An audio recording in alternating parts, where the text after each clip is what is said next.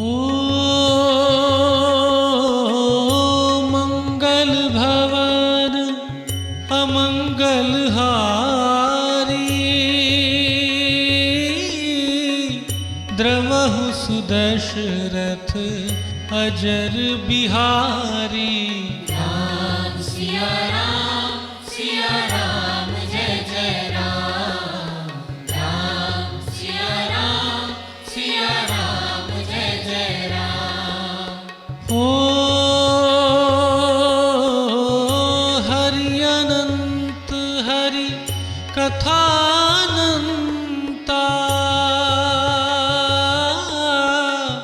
कहहि सुनहि बहु विधि सब संता। राम सिया राम जय जय राम। राम सिया राम जय जय राम। जिस जिस परिस्थिति में ईश्वर रखते गए उसमें प्रसन्न होकर के आगे बढ़ते गए।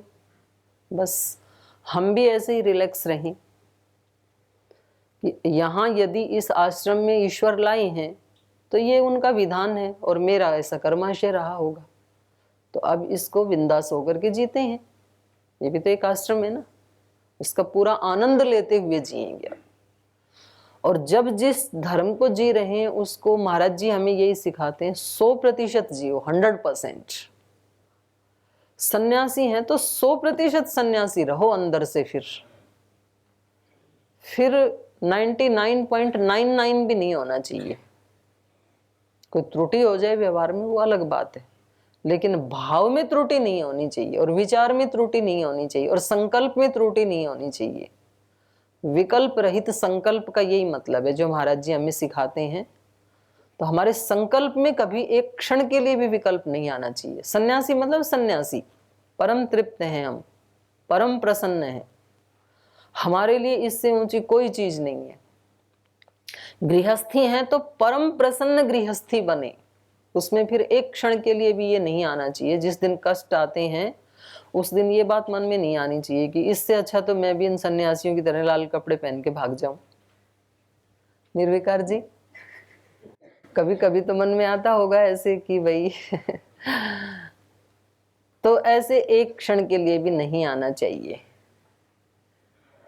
भाई हम गृहस्थी हैं तो भगवान ने हमें ठीक ही स्थान पे, मतलब मेरा उद्धार इस स्थान पे सबसे ज्यादा होने वाला था, इसलिए भगवान ने रखा है मेरे संस्कारों के अकॉर्डिंग। और मेरे से पहले बहुत गृहस्थियों ने उस दिव्यता को प्राप्त किया है, भगवत्ता को प्राप्त किया। हम भी कर सकते हैं तो कर सकता है व्यक्ति। तो जिस धर्म को जिए, हमारे गुरुदेव ने, श्रद्धेय स्वामी जी महाराज ने यही सिखाया है कि उसको 100% जिए। तो 100% जीने का मतलब ये नहीं है कि भाई ये विचार आया ही क्यों कि भाई घर में माता जी दुखी, ये अभिप्राय नहीं है मेरा। विचार तो आएगा ही, तो आने दो, आया है तो चला भी जाएगा। तो जब हम इसके प्रति न्यूट्रल हो जाते हैं ना, तो फिर वो अपने को ज्यादा तंग नहीं करते कि भाई हम पुत्र धर्म निभाएं कि शिष्य धर्म निभाएं कि राष्ट्र धर्म निभाएं कि विद्यार्थी धर्म निभाएं। कौन सा निभाएं? ये एक विचार है, ये आया है, ये चला जाएगा। आप उसके साथ आइडेंटिफाई मत हो, आपको इन्वॉल्व नहीं होना। विचारों का स्वभाव है आना और जाना, उनको आने और जाने दो। आपने एक बार संकल्प कर लिया, बस आपके लिए वही अंतिम है अब इस जीवन के लिए, और जरूर उसमें कुछ ना कुछ मिल जाएगा विकल्प रहित संकल्प में। ये सब ऋषियों का भी अनुभव है और लाइव एग्जाम्पल श्रद्धेय स्वामी जी महाराज का है, श्रद्धेय आचार्य श्री जी का है। तो अपने को अपने गुरुओं के ही पद चिन्हों पे चलना है। और कोई प्रश्न? जी बोलिए। ओम दीदी जी प्रणाम। गीता के 6वें अध्याय में आता है एक श्लोक की, तपस्विभ्योऽधिको योगी ज्ञानिभ्यो मतोऽधिक कर्मिभ्यश्चाधिको योगी तस्माद् योगी भव अर्जुन। तो योगी इन तीनों से रहित की कोई स्थिति है या तीनों से युक्त होगा वो योगी होगा? तीनों से युक्त होकर के इससे ऊपर थोड़ा एक स्टेप ऊपर हो गया योगी। ज्ञानी जो है उसको केवल ज्ञान है सब चीजों का, लेकिन जरूरी नहीं उस ज्ञान को वो जी भी रहा हो लोक की दृष्टि से, तो उसको ज्ञानी कहा। और जो अगर वो जीने लग गया तो वो ज्ञानी से एक स्टेप आगे आ गया, फिर योगी बन गया वो ज्ञान को जीना। तो जिसने अभी 100% नहीं जिया लेकिन जानता 100% है, उसके लिए ये ज्ञानी शब्द कहा है यहाँ पर। और ज्ञानीभ्यो अधिको योगी तपस्वीभ्यो अधिको योगी ज्ञानीभ्योपि मतो। तपस्वी कोई हो सकता है पर जरूरी नहीं कि वो ज्ञानी भी है। सर्दी गर्मी भूख प्यास इसको सहन करने वाला हो सकता है कि एक किसान भी आपको मिल जाएगा, और हो सकता है उसकी वो मजबूरी ही हो, बेचारे के पास कपड़े हैं ही नहीं तो कहाँ से पहनेगा, तो तपस्वी तो है ही, तप तो कर ही रहा है वो भी। और कोई कोई जान करके भी तप करते हैं कि गर्मी है और चारों तरफ अग्नि जला करके बैठ गए और बीच में खुद बैठे हैं, ऊपर से सूर्य है तो पंचाग्नि बोलते हैं उसको, चारों दिशाओं से अग्नि, एक अग्नि ऊपर। तो जरूरी नहीं है वो व्यक्ति, ठीक है तपस्या तो कर रहा है, सहन तो कर रहा है, पर जरूरी नहीं है कि वो मुक्त हो जाएगा, मोक्ष को प्राप्त कर लेगा, ये जरूरी नहीं है, क्योंकि ज्ञान नहीं है ना। और मोक्ष के लिए आवश्यक शर्त बताइए, ज्ञान ऋते ज्ञानान न मुक्ति, क्योंकि अज्ञान से दुख है। तो इसलिए कहा कि तप कोई भी कर सकता है, लेकिन वो जरूरी नहीं है कि योगी हो। योगी भी तप कर सकता है, तपस्वी हो सकता है और होता ही है, लेकिन हर तपस्वी योगी हो ये जरूरी नहीं है। तो इसलिए कहा तपस्वीभ्यो अधिको योगी ज्ञानीभ्योपि मतोधिका कर्मीभ्यश्च अधिको योगी। कर्मी वो उस व्यक्ति को कहेंगे कि भाई मेरा काम है सुबह से शाम तक क्रियाशील रहना, बस इतना काम है अपना। तो ठीक है, उसको आलस से प्रमाद से लगने वाला पाप नहीं लगेगा, वो जो अच्छे कर्म कर रहा है उससे पुण्य भी बढ़ेगा और उसके फल स्वरूप सुख भी मिलेगा, स्वर्ग भी मिलेगा, लेकिन वो मोक्ष को प्राप्त कर ले ये जरूरी नहीं है, क्योंकि उसने योगी नहीं बना वो अभी। पर जो योगी बन गया उसने पूरे आर पार को जान लिया, उसने प्रकृति को भी पूरा जान लिया, पुरुष को भी पूरा जान लिया, और अब वो बीच में, दोनों के बीच में जैसा उसको जीना चाहिए वैसे वो यथा योग्य व्यवहार करता है। इसलिए योगियों के व्यवहार कभी संसार को समझ भी नहीं आते, मतलब ये वो शास्त्र से भी ऊपर उठ जाता है योगी। ये वेदांत दर्शन में भी आता है, वेदांत दर्शन के 3 अध्याय के 4th पाद में ऐसे आया है कि जो योगी होता है ना, बोले भाई उसका आहार कैसा होना चाहिए, क्या खाना चाहिए योगी को। तो हम तो बता देंगे भाई उसको ना लहसुन प्याज नहीं खानी चाहिए, और उसको पिज्जा बर्गर ऐसी चीजें नहीं खानी चाहिए, फास्ट फूड नहीं खाना चाहिए, पानी पूरी नहीं खानी चाहिए, योगी है तो। लेकिन वहां पर कहा है कि उसके लिए कुछ भी अनन्नम न भवति, उसके लिए कुछ भी न खाने योग्य नहीं है, मतलब सब खा सकता है वो। मौज हो गई है तो योगी की। तो आप तो कहेंगे जी ऐसा तो हो जाए तो फिर तो ऐसा योगी तो हम भी बनना चाहेंगे। तो हम बनना इसलिए चाह रहे हैं कि हमें दूसरी चीजें चाहिए, तो ताकि योगी की एक स्टैंप लगे तो हम वो सब खा लें जो हम खाना चाहते हैं।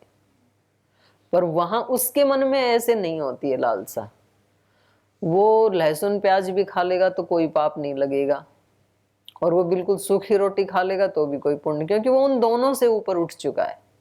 इसलिए वहां पर कहा कि उसके लिए अनन्नम न किंचित अपि अनन्नम भवति, कुछ भी उसके लिए न खाने योग्य नहीं होता है।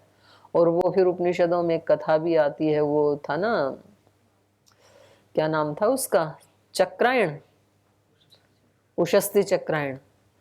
वो किसी महावत के पास बिल्कुल भूखा था, प्राण जा रहे थे, और वो खा रहा था वो मांस, उड़द ही खा रहा था ना, जो भी खा रहा था।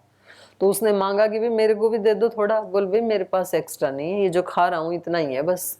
बोले इसी में से दे दो। बोले तो मेरे जूठे हैं। बोले दे दो आप। उसने दे दिए, जूठा खा सकते हो तो खा लो, वही लो। तो उसने खा लिया पूरा। फिर बोले अब ये खा लिए तो थोड़ा पानी भी पी लो। बोले भाई पानी नहीं पीऊंगा, ये आपका जूठा है। बोले अच्छा ये उड़द जूठे नहीं थे मेरे? तो बोली ये तो मैंने इसलिए खा लिए कि ये नहीं खाता तो प्राण ही चले जाते, लेकिन पानी के बिना प्राण नहीं जाएंगे। अभी पानी कहीं आगे जाके देखेंगे। तो वो ऐसी परिस्थिति में खाता है कि जब और कोई ऑप्शन ही नहीं है तब खाता है वो। ऐसे नहीं है कि भाई मैं तो योगी हूं ऐसे बोल करके गुलछर्रे उड़ाए, तो ऐसा नहीं है। तो जो यहाँ पर योगी कहा है वो इन तीनों से ऊपर उठा हुआ होता है। एक तरह से वो जीवन मुक्त अवस्था है, ये समझ लो आप। तो इसलिए यहाँ पर कहा है कि योगी सबसे महान होता है। चलो लास्ट जी, लास्ट प्रश्न है ये, फिर और कल पूछेंगे। ओ माता जी प्रणाम। माता जी नई पुस्तक पढ़ी एक, तो उसमें तपोवनी माता जी के बारे में पढ़ा, माता सुभद्रा। तो उन्होंने एकांत पे बड़ा ध्यान दिया। जैसे आप बता रहे थे तब तो आदमी कहीं भी कर सकता है, घर पे रह के, संसार में भी, लेकिन एकांत का महत्व क्या है जीवन में, उस चीज़ को जानना चाहते हैं थोड़ा। एकांत का ही महत्व है, क्योंकि एकांत में ही आप या तो अपने साथ होते हैं या परमात्मा के साथ होते हैं। एकांत से अतिरिक्त आप भीड़ में खोए रहते हैं, और भीड़ में तो भीड़ का रंग मिलेगा और एकांत में अपना रंग मिलेगा। अपना रंग है निर्लिप्त, पूर्ण सुख, पूर्ण ज्ञान, पूर्ण तृप्ति, पूर्ण संतोष। ये तो अपने रंग हैं, आत्मा के और परमात्मा के। और संसार के रंग ऐसे हैं, कभी सुख कभी दुख, कभी खुशी कभी गम। तो सीरियल आता है ना, कभी खुशी कभी गम, तो ये तो संसार का रंग है। तो एकांत में रहना ही चाहिए। जिसको सुख चाहिए, जिसको पवित्रता चाहिए, जिसको ज्ञान चाहिए, जिसको संतोष चाहिए, तृप्ति चाहिए, तो उसको एकांत में रहना ही चाहिए। उनके जीवन में जैसे मतलब वो हिमालय पे जाने के लिए बड़ी आतुर थी, उन्होंने 9 साल तपस्या की वहाँ।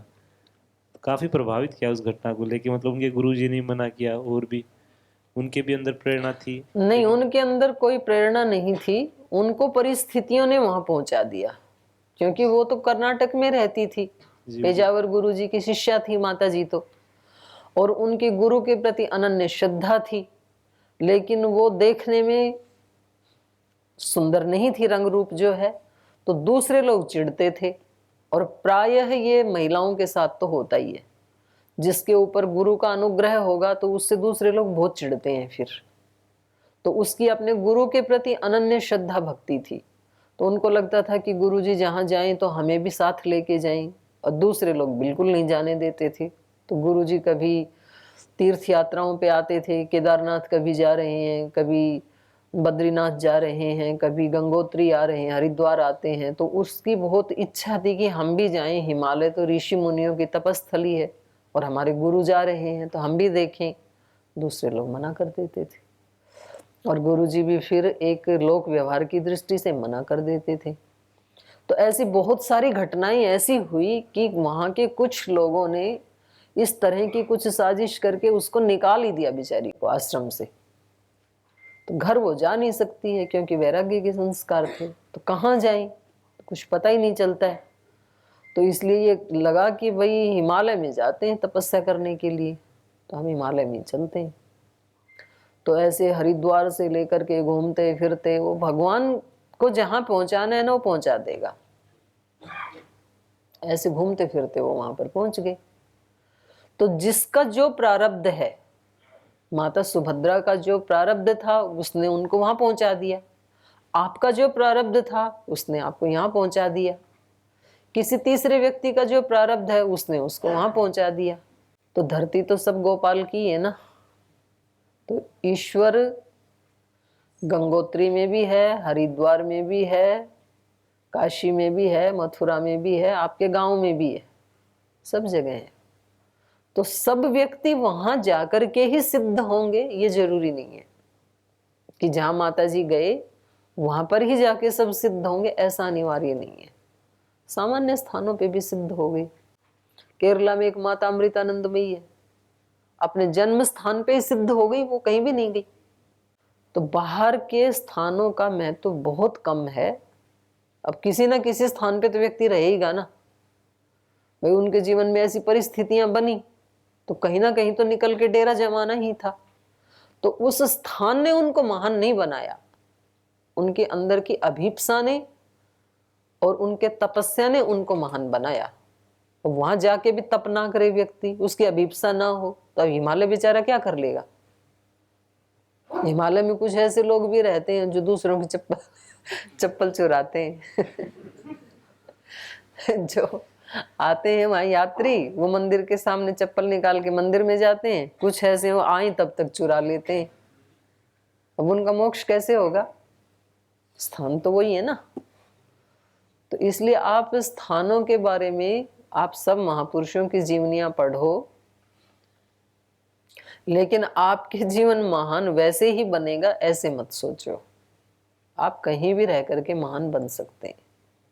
ठीक है, धन्यवाद। तो थोड़ा पढ़ लेते हैं अभी ना, आपका उत्तर कल मिलेगा।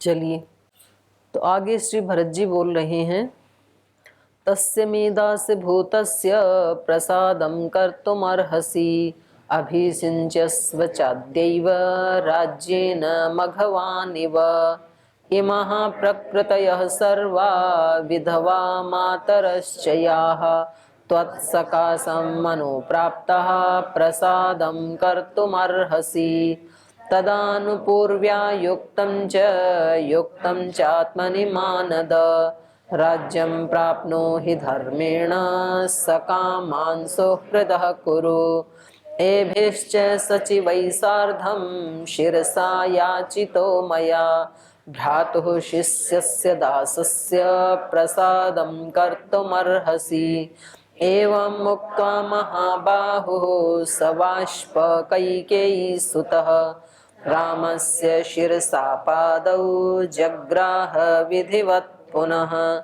तं मत्तमिव मातंगं निःश्वसन्तं पुनः पुनः भ्रातरं भरतं रामः परिष्वज्येदमब्रवीत् कुलीनः सत्त्वसम्पन्नस्तेजस्वी चरितव्रतः राज्यहेतुः कथं पापम् आचरेद्मद्विदो जनः।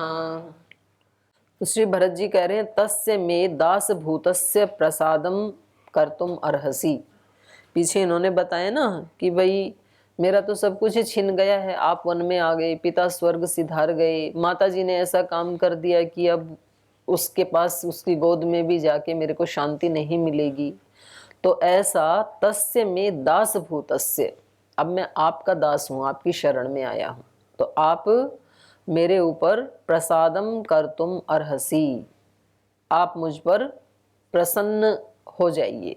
माने मैं आपकी प्रसन्नता पाने के योग्य हूँ, क्योंकि सब तरफ से जिस व्यक्ति के सारे दरवाजे बंद हो जाते हैं उसके लिए एक दरवाजा खुलता है और वो है भगवान का, वो कभी बंद नहीं होता है।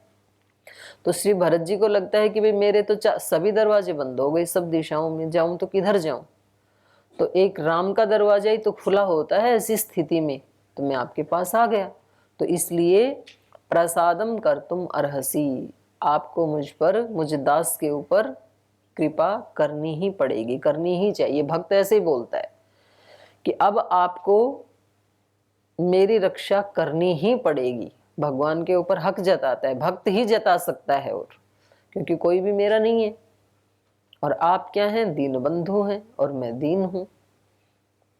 मैं दीन हूं, दीन दयाल है तू दीनों पे दयालु है। तो अब करो, निभाओ जो आपका नाम है।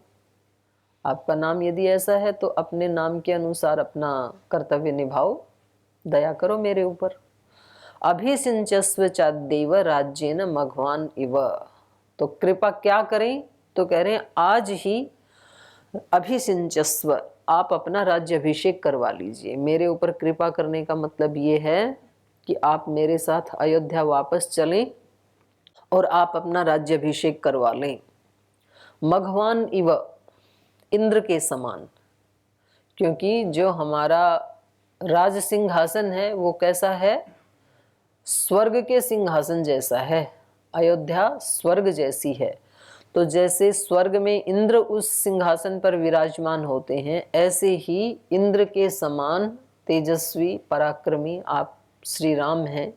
इंद्र जैसे देवों के राजा हैं, तो ऐसे हमारी भी जो प्रजा है वो देवतुल्य है। तो आप उस राज्य सिंहासन पर अपना राज्याभिषेक करवा करके सुशोभित हों, ये प्रार्थना कर रहे हैं भरत जी। इमः प्रकृतयः सर्वा विधवा मातरश्च याः त्वत्सकाशं मनो प्राप्तः प्रसादं कर्तुमर्हसि। और कहते हैं यदि चलो मुझ दास के ऊपर भी आपको दया नहीं आती हो, यदि मेरी भक्ति आपकी कृपा पाने के लिए पर्याप्त नहीं समझते हैं आप, आपको लगता है कि अभी कुछ कसर है, तो इन माताओं के ऊपर ही दया कर दो, ये तो आपसे अनन्य प्रीति करती हैं। इमा सर्वा विधवा प्रकृतयः मातरश्च, ये सारी प्रकृतयः माने सारी प्रकृति, माने सारी प्रजाएं, प्रजा के लोग भी तो आए हैं और प्रकृति भी सारी यही चाहती है। और इमाः विधवा मातरश्च याः, और ये माताएं, माँ तो वैसे ही बहुत बड़ी सम्मान की हकदार होती है, और ऊपर से जब माँ विधवा हो गई तो फिर तो और ज्यादा सम्मान की हकदार होती है वो, अब उसकी और ज्यादा ध्यान रखना चाहिए उस माँ का। तो ये जो माताएं हैं, ये हमारी विधवा माताएं त्वत्सकाशम अनुप्राप्ताः, अपना सुख ढूंढने के लिए आपके पास आई हैं, क्योंकि इनको लगता है कि श्री राम के पास ही इनको सुख मिलेगा। इनका जो वैधव्य का दुख है और जो कुछ भी हुआ है अयोध्या में, उन परिस्थितियों से उत्पन्न होने वाला जो दुख है वो कब दूर हो सकता है, जब आप अयोध्या लौट चलें। तो कम से कम इन विधवा माताओं के ऊपर ही कृपा कर लो। त्वत्सकाशम अनुप्राप्ताः प्रसादम कर्तुम अर्हसि, तो कम से कम माताओं के ऊपर तो आपको प्रसन्न हो जाना चाहिए, इन पर तो कृपा कर ही देनी चाहिए। तो ऐसे व्यक्ति मांगता है ना कि भाई किसी भी तरह से करो, आप कृपा तो करो।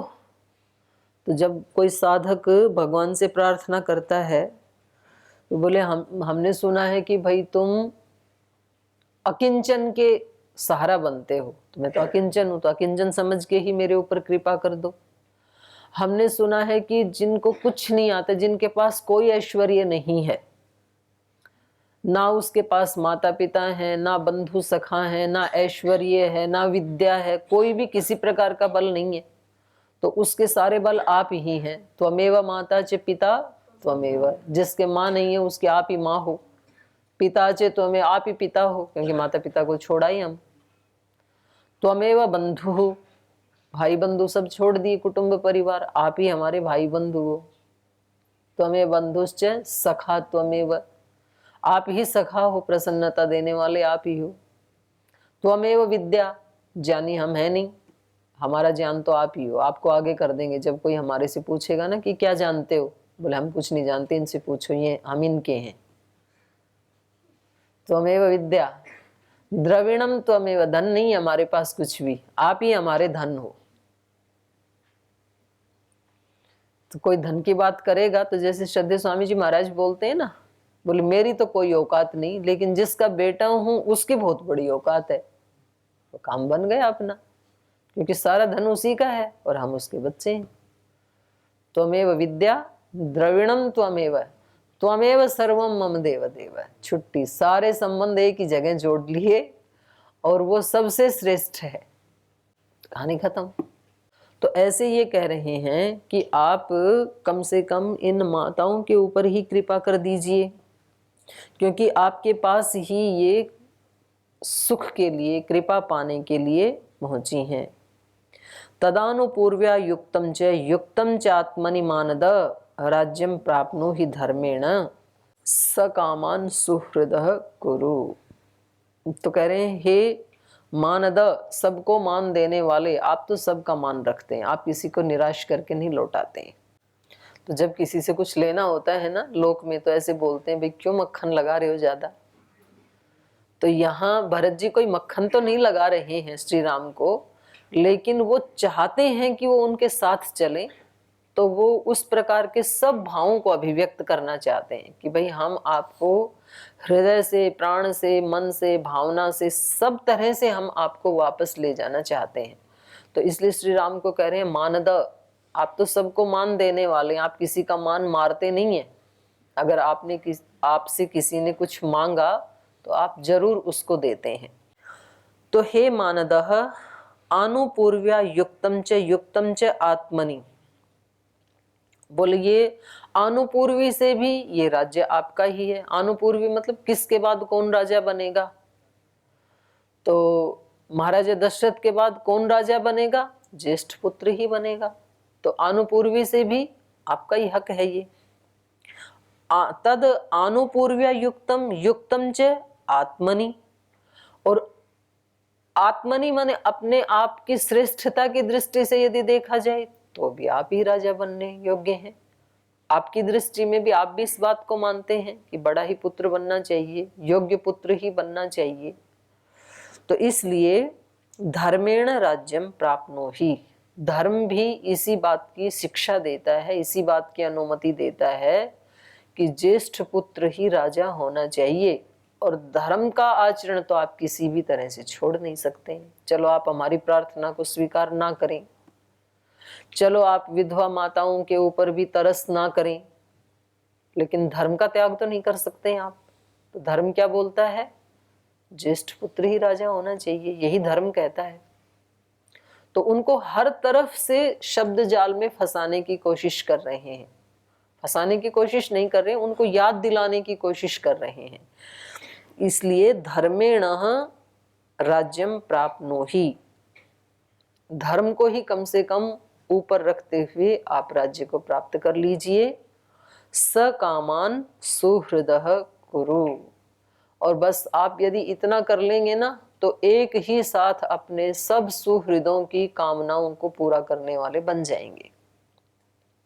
माताओं की भी कामना पूरी हो जाएगी, प्रजाजनों की भी कामनाएं पूरी हो जाएंगी, हम भाइयों की भी कामनाएं पूरी हो जाएंगी, स्वर्गवासी पिता दशरथ की कामना भी पूरी हो जाएगी, सब खुश हो जाएंगे बस आपके इतना करने से। तो सब अपने सुहृदों को आप तृप्त कर दीजिए, उनकी मनोकामनाओं को पूरा कर दीजिए। तो ये बताया भरत जी ने। तो शेष इन्होंने क्या कहा तो वो हम कल पढ़ेंगे। आज यही विराम लेते हैं, समय हो गया।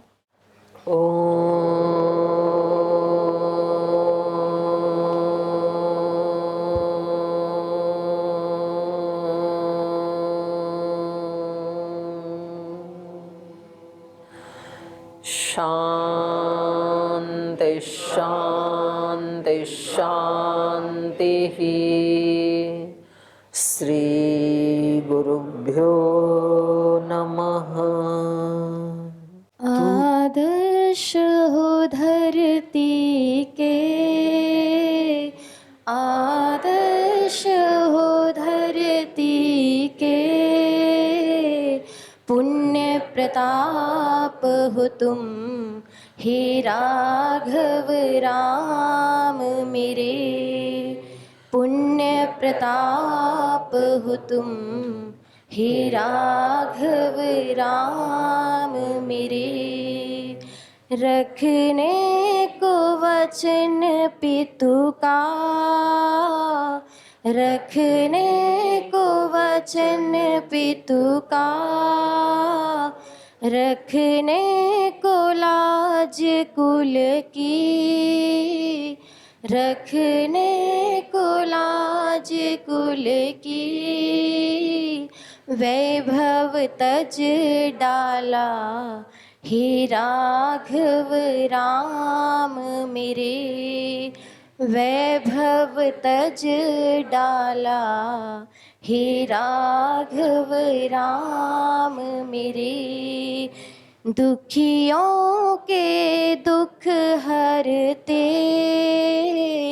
दुखियों के दुख हरते, परम दयालु तुम हे राघव राम मेरे, परम दयालु तुम हे राघव राम मेरे। आदर्श हो धरती के, आदर्श हो धरती के, पुण्य प्रताप हो तुम हे राघव राम मेरे, पुण्य प्रताप हो तुम। हे राघव राम मेरे, पुण्य प्रताप हो तुम। हे राघव राम मेरे। ओम श्री